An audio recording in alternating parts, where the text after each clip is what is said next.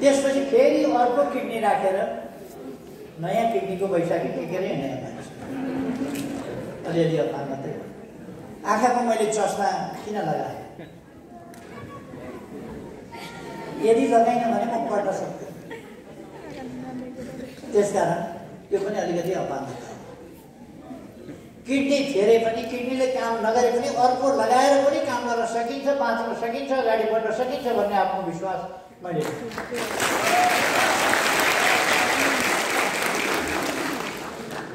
सायद यो पनि विश्व रेकर्ड नै होला। 2टा किडनी फेरेको विश्वमा कोही प्रधानमन्त्री छैन। 2टा किडनी फेरे पनि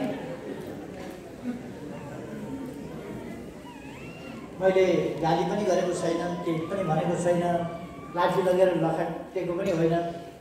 तर 2टा किडनी फेरे पनि देश बिगार्न खोज्ने तत्त्वहरू, जनताका लागि अहित गर्न खोज्नेहरू, लोकतन्त्र विरोधी तत्त्वहरू, जनताको शासन मास्न खोज्ने तत्त्वहरू भागी भागी हिँडेका छन्।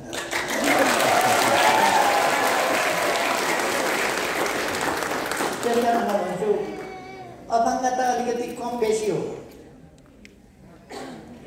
र अपाङ्ग होइनौँ भन्ने ठुला ठुला मान्छेहरू मानसिक रूपमा सबभन्दा बढी अपाङ्ग छन्।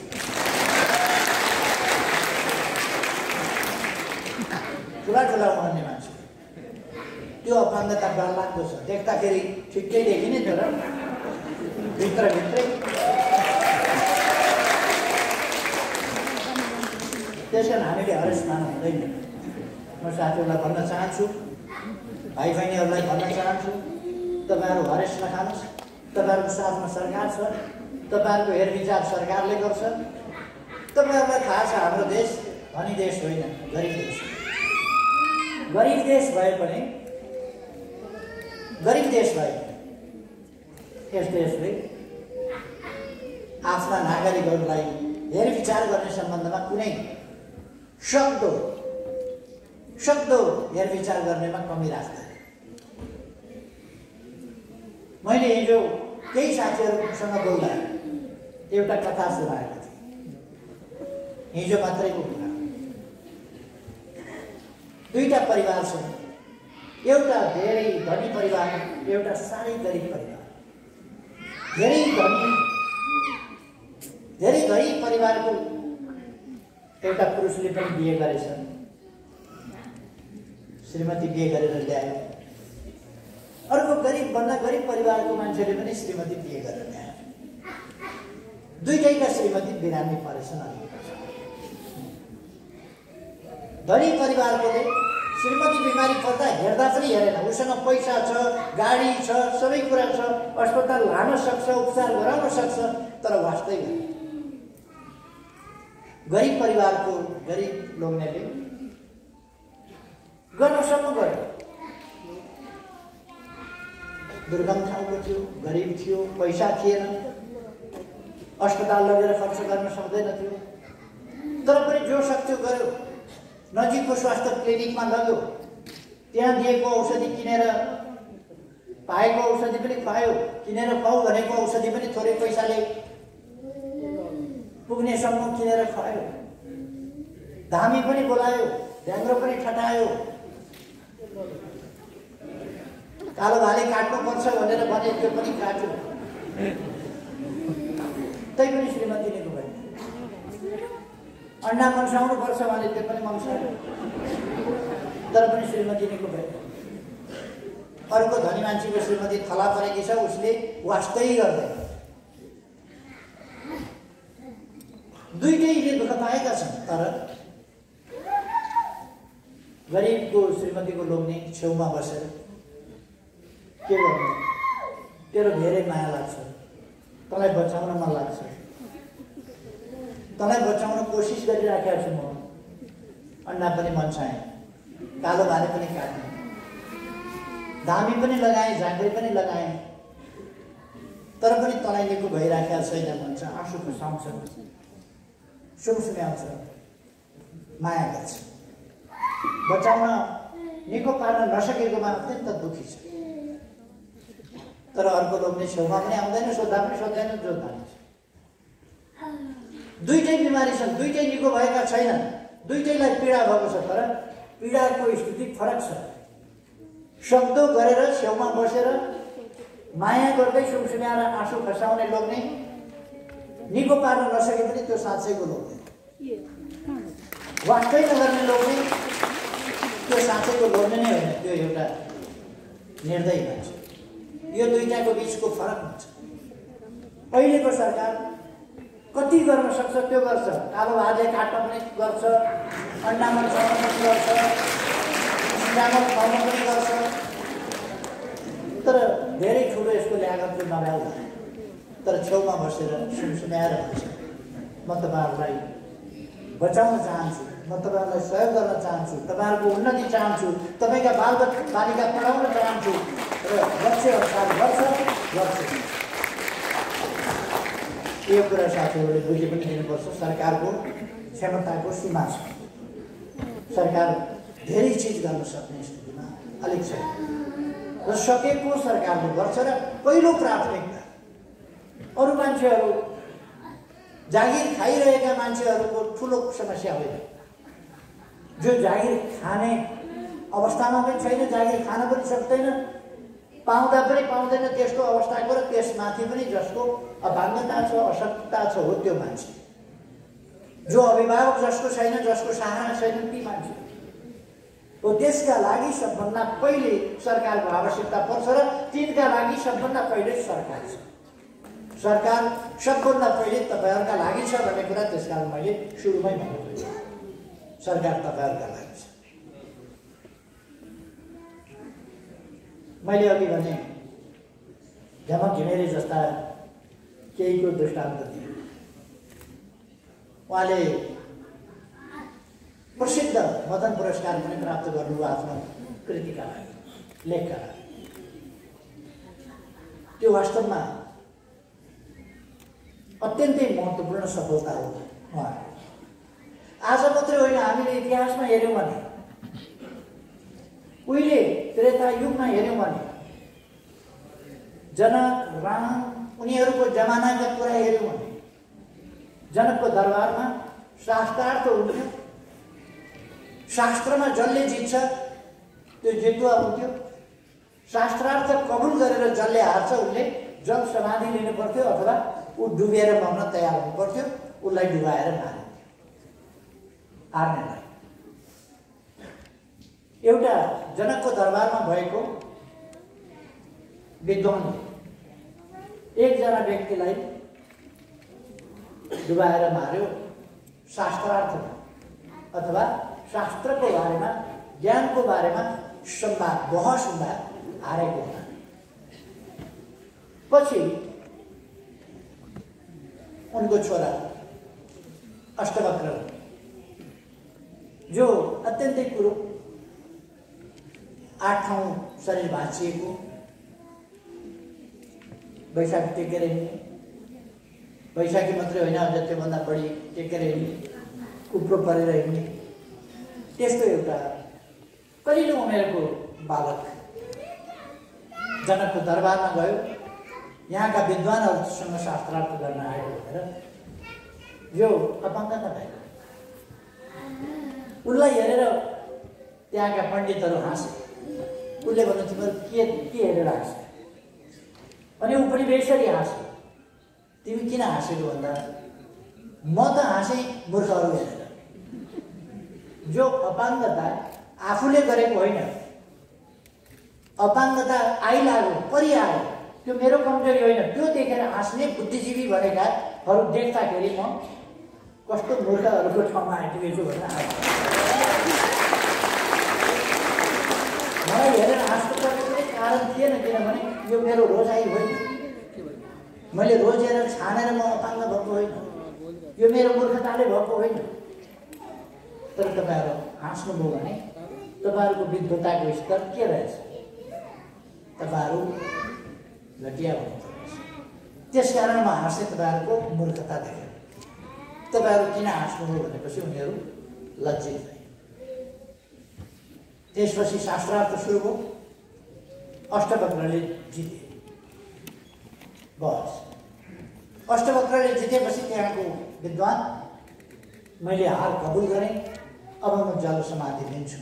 अष्टवक्रले भने म तिमीहरू जस्तो निष्ठुर होइन, म प्रतिशोधका लागि काम गर्दिनँ।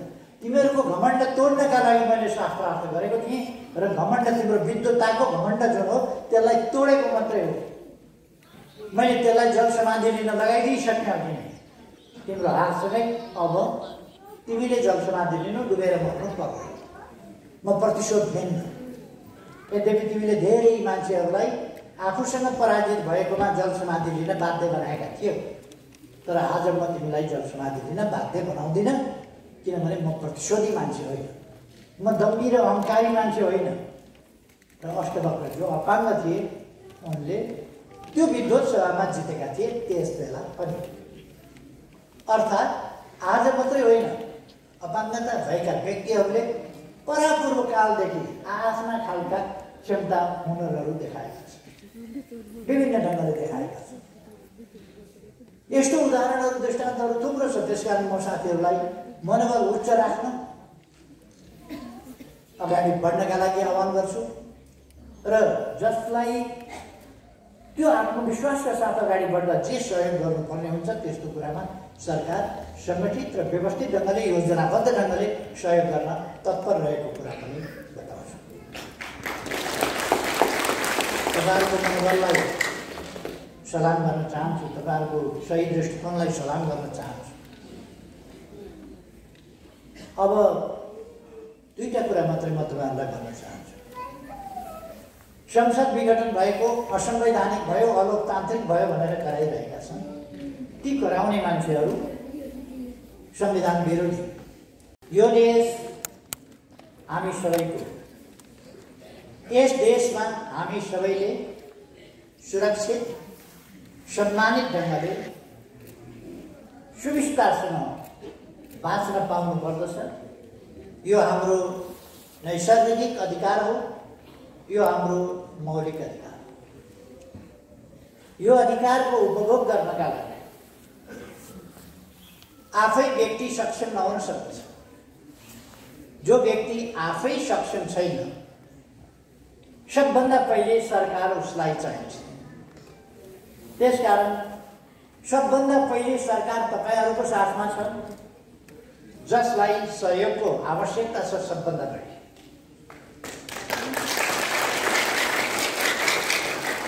तपाईँहरूको साथमा सरकार छ भन्नुको अर्थ तपाईँहरूका विभिन्न समस्याहरू, जीवनका लागिका समस्याहरू, ती सबै समस्याहरूको समाधान कसरी गर्ने यस सम्बन्धमा सरकारले सोच्नै पर्छ। र यसै प्रसङ्गमा तपाईँहरूले 9वटा संस्थाले जो आवेदन प्रधानमन्त्रीको हैसियतमा मलाई दिनुभएको छ त्यस सम्बन्धमा आवश्यक सुनवाई हुनेछ, आवश्यक कदम चालिनेछ भन्ने कुरा म तपाईँहरूलाई भन्न चाहन्छु।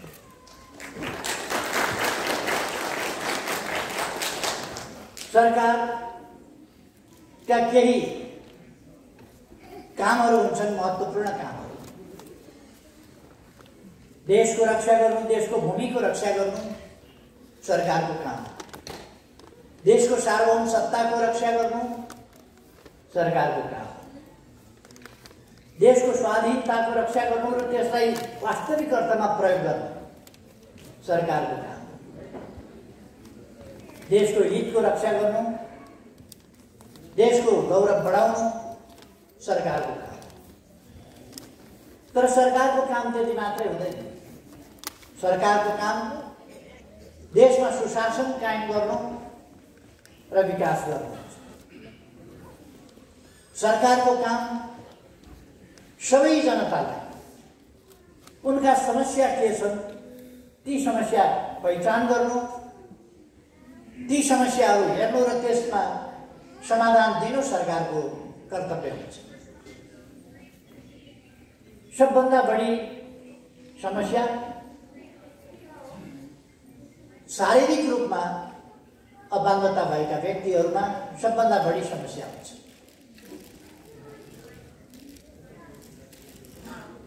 विभिन्न प्रकारका समस्याहरू हुन्छन्, समस्याका विविधता हुन्छन्। कसैले कान सुनिँदैन, कसैले आँखा देखिँदैन, कसैको हातले काम गर्दैन, कसैको खुट्टाले काम गर्दैन, कसैको स्पाइनलले काम नगरिराखेका हुन्छ, कसैका अरू प्रकारका समस्याहरू हुन्छन्। ती विभिन्न प्रकारका समस्याहरू आर्थिक अवस्था ठिकै भएको परिवारमा भए त अलिक सजिलै होला। त्यसमाथि आर्थिक अवस्था पनि कमजोर भएको छ भने कमजोर आर्थिक अवस्था भएकोमा सपाङ्गता भएका परिवारका सदस्यहरूलाई नै जिन्दगी कठिन भइरहेको हुन्छ। त्यसमाथि शारीरिक रूपमा अपाङ्गता अशक्तता भएका व्यक्तिहरू परिवारका निम्ति पनि समस्याको रूपमा रहिरहेका हुन्छ। यस्तो अवस्थामा दुईटै कुरा हामीले हेर्नुपर्दछ। एउटा, खुद परिवारलाई कसरी सबल बनाउने, जुन सबलताले उसले आफ्नो परिवारको सदस्य जो आफूभन्दा अप्ठ्यारोमा छ त्यसलाई हेर्न सकोस्। त्यसका निम्ति आर्थिक हिसाबले अरू प्रबन्धका हिसाबले सबलतासँगै उसको चेतना, उसको मनोवृत्ति त्यस हिसाबले पनि सबल बनाउने ती कामहरू गर्नुपर्छ। कसरी सबल बनाउने उसलाई, त्यसमा परिवारले सहयोग कसरी गर्ने, पारिवारिक चेतना त्यसलाई पनि वृद्धि गर्नुपर्छ। तर त्यसमा मात्रै भर परेर हुँदैन। सरकारले शारीरिक रूपमा अपाङ्गता भएका व्यक्तिहरूको सन्दर्भमा विशेष रूपमा हेरविचार गर्नुपर्छ। पहिलेभन्दा अवस्थामा भिन्नता आएको छ। अवश्य नै पहिले जस्तो पहिले अपाङ्गता हुनु भनेको बहुतै भयावह स्थिति हुने गर्थ्यो। आज अपाङ्गता हुने व्यक्तिहरूको सन्दर्भमा, जीविका कठिन भएका व्यक्तिहरूको सन्दर्भमा, बाँच्न नै मुस्किल परिरहेका व्यक्तिहरूको सन्दर्भमा, अभिभावक नभएका व्यक्तिहरूको सन्दर्भमा, सहारा नभएका व्यक्तिहरूको सन्दर्भमा म तपाईँहरूलाई ढुक्कसँग भन्न चाहन्छु, सरकार छ। त्यस्तो व्यक्तिहरूको सन्दर्भमा सरकारले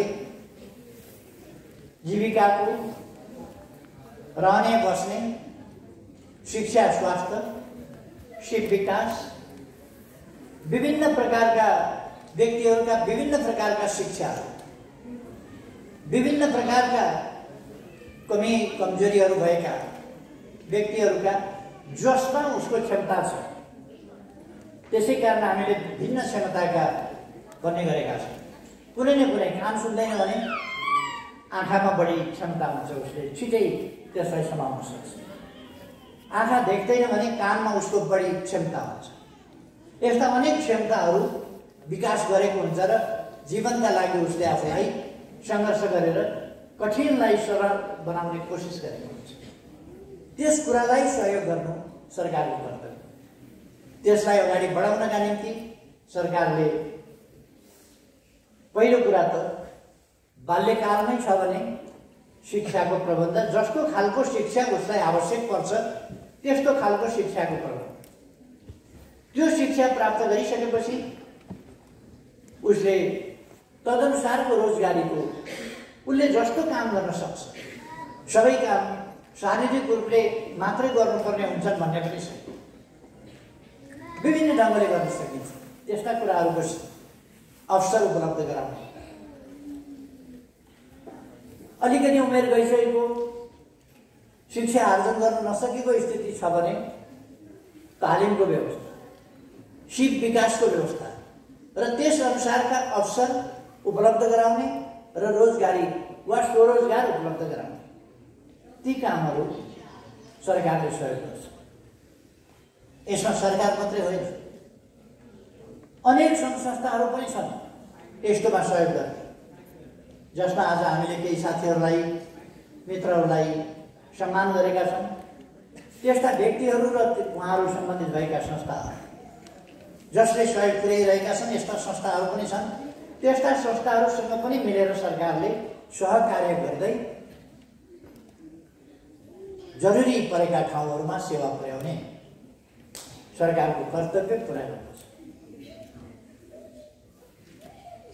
अहिले यहाँहरूले देख्नुभएको छ अथवा यहाँहरूले सुन्नुभएको छ कि सडकमा हामीले बालबालिका, हिजो सडकभरि बालबालिकाहरू हुने गर्थे जसलाई खाते भन्ने नामले अत्यन्तै अपमान गरिन्थ्यो। खाते भन्ने नाम दिएर अपमान गरिन्थ्यो। आज कुनै पनि नेपालीका छोराछोरीले खाते भन्ने सुन्नु बेहोर्नु परेको छैन र हामी नेपालीका छोराछोरीलाई खाते हुन दिँदैनौँ। त्यो सरकारको कर्तव्य। अहिले सडकमा खाते छैन जसलाई हिजो खाते भनेर अपमान गरिन्थ्यो, त्यस्तो स्थिति सडक बालबालिकाको आज छैन। त्यो हुन दिँदैन किनभने सरकार छ यहाँ अभिभावकको रूपमा भूमिका। सरकारले अभिभावकको भूमिका खेल्छ र उहाँहरूको बन्दोबस्त गर्छ। ती बालबालिका, ती सबै बालबालिका हाम्रा छोराछोरी हुन्, कसै न कसैका नेपालीका छोराछोरी हुन्, कुनै न कुनै मानव जातिका छोराछोरी हुन्। यसमा भूगोलको हिसाब हुँदैन, जातको हिसाब हुँदैन, यसमा कुन भाषा बोल्छ त्यसको हिसाब हुँदैन, कसको छोराछोरी कुन जातको भन्ने हिसाब हुँदैन र यसमा कुनै प्रकारको भेदभाव गरिँदैन।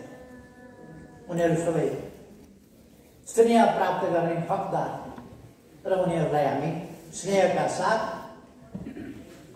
उनीहरूको जीवन रक्षाको, उनीहरूको उन्नति प्रगतिको, उनीहरूको शिक्षाको, उनीहरूको स्वास्थ्यको, उनीहरूको प्रगतिको र उनीहरूको सुनिश्चित भविष्यको प्रत्याभूति गर्दछौँ, ग्यारेन्टी गर्दछौँ। म स्मरण गराउन चाहन्छु साथीहरूलाई, आज सडकमा सहयोगापेक्षी मानव भेटिँदैनन् अथवा जसलाई स्ट्रिट म्यान भनिन्छ, स्ट्रिट वुमेन भनिन्छ, तिनीहरू आज भेटिँदैनन् किनभने सरकारले खोजी दिन लगाएको छ। त्यसमा काम गर्ने संस्थाहरू छन्, मानव सेवा आश्रम जस्ता संस्थाहरू, अरू संस्थाहरू छन् जसले त्यस क्षेत्रमा काम गर्दछन्।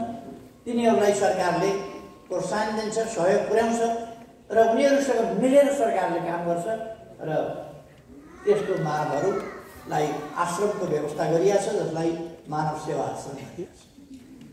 त्यस्तोमा क्रियाशील साथीहरूलाई म धन्यवाद भन्न चाहन्छु जो आज पनि देशभरि टिम बनाएर त्यस्तो सडक सहयोगापेक्षी मानव, सडकमा रहेर मानव जातिको सहयोगको अपेक्षा गरिरहेको स्थितिमा छन्। उनीहरू बोल्न सक्दैनन्, भन्न सक्दैनन्, कहाँ जानुपर्ने उनीहरूलाई थाहा छैन, कहाँ भन्नुपर्ने थाहा छैन। त्यस्ता मान्छेहरूलाई भन्न आएनन् भन्ने होइन, हामी खोज्न गइरहेका छौँ, खोजेर निकालेर ल्याइरहेका छौँ र खोजेर ल्याएर उनीहरूको उपचार गरिरहेका छौँ, उनीहरूको खाने बस्ने प्रबन्ध गरिरहेका छौँ। उनीहरूको पारिवारिक मिलन, कसैको मानसिक स्थितिको कारणले परिवारसँग बिछोड भएको हुन्छ, त्यस्ता मान्छेहरूलाई लगेर परिवारसँग हामी मिलन गराइरहेका छौँ।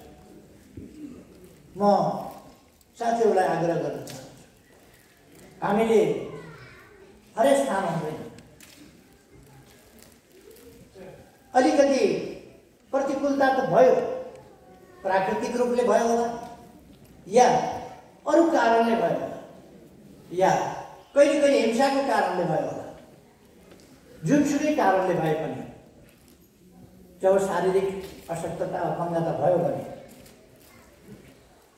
अथवा कहिले कहिले मानसिक केही समस्या भयो भने त्यो समस्यालाई न्यूनीकरण गर्न सकिन्छ, समाधान गर्न सकिन्छ र त्यसरी अत्यन्तै असाधारण योगदान गरेका मान्छेहरू छन्। अहिलेको पछिल्लो वैज्ञानिक दुनियाँका जोन हकिन्स भन्ने वैज्ञानिक विश्व प्रसिद्ध छन्। उनले ठुल्ठुला विज्ञानका थ्योरीहरू पत्ता लगाएका छन्। जोन हकिन्स जस्ता विद्वानहरू अन्यत्र किन गइरहनु पर्यो? हाम्रै देशमा झमक घिमिरे जस्ता उहाँ शारीरिक रूपमा पूर्ण क्षमता विहीन अवस्थामा हुनुहुन्छ। हात चल्दैन, खुट्टा चल्दैन। त्यस्तो अवस्थामा बडो मुस्किलले खुट्टाले कलम चेपेर स्कुल नगइकन, कसैले पढाएर होइन, कसैले थाहा पाउनुभन्दा अगाडि भाइको पढाइ लेखाइ देखेर, भाइले पढेको यसो हेरेर उनले सिकिन् र अहिले विचार सुल्झिएका चिन्तकहरूमध्ये ठीक ढङ्गले सोच्ने, देशको बारेमा, जनताको बारेमा, विभिन्न समस्याको बारेमा, सामाजिक समानताको बारेमा, न्यायको बारेमा, विकासको बारेमा, प्रगतिको बारेमा, सामाजिक सुव्यवस्थाको बारेमा सही ढङ्गले सोच्ने नेपालका केही विद्वानहरूमध्ये एकजना उहाँ पर्नुहुन्छ, जो एक दिन पनि स्कुल जानु। उहाँ विद्यालय जानुभयो, विद्यालय होइन विश्वविद्यालय जानुभयो, विद्यावारिधीको प्रमाणपत्र बुझ्नु, विद्यावारिधीको सम्मान बुझ्न विश्वविद्यालय जानुभयो, तर त्योभन्दा अगाडि कहिल्यै विद्यालय टेक्न पाउनुभयो। विद्यालय नटेकेको व्यक्तिले विद्वतामा विद्यावारिधि प्राप्त गर्ने शारीरिक रूपमा पूर्ण रूपमा अशक्त हाम्रै देशमा हुनुहुन्छ नि प्रेरणाका स्रोतहरू। थुप्रै प्रेरणाका स्रोतहरू त्यस्तो व्यक्तिहरू हाम्रै देशमा हुनुहुन्छ। हाम्रै देशमा कान नसुन्ने, बोल्न नसक्ने, अरूले आफ्नो प्रतिभा देखाउनु भएको छ, आफ्नो क्षमता प्रकट गर्नुभएको छ, त्यस्ता उदीयमान कलाकारहरू हुनुहुन्छ, व्यक्तित्वहरू हुनुहुन्छ, क्षमताहरू हुनुहुन्छ। जस्तो सजल बम मैले टेलिभिजनमा हेरेँ, अब मैले भेटेको छैन, मैले देखाएको छैन, तर उनको प्रतिभा। यस्तो थुप्रो साथीहरू हुनुहुन्छ र समाज सेवा गरिरहनु भएको छ, अरूलाई जागरण लिइरहनु भएको छ, एउटा अभियान चलाइरहनु भएको छ, मानिसहरूको, साथीहरूको आत्मविश्वास जगाइरहनु भएको छ। हामी बाँच्न सक्छौँ, हामी केही गर्न सक्छौँ, केही गरेर देखाउन सक्छौँ, त्यसकारण निराश हुनु हुँदैन, हरेस खानु हुँदैन भनेर जगाइरहनु भएको छ साथीहरूलाई। हाम्रै सङ्गठनका कान नसुन्ने संस्थाका अध्यक्ष हुनुहुन्छ, नेत्रहीन संस्थाका अध्यक्ष हुनुहुन्छ, अरू विभिन्न संस्थाका अध्यक्षहरू हुनुहुन्छ, व्हील चेयरमा बस्ने साथीहरू हुनुहुन्छ। उहाँहरूले देशलाई धेरै ठुला ठुला नेता हुँ भन्नेले बाटो बिराउँदैछौ भनेर उहाँहरूलाई बाटो देखाउँछ।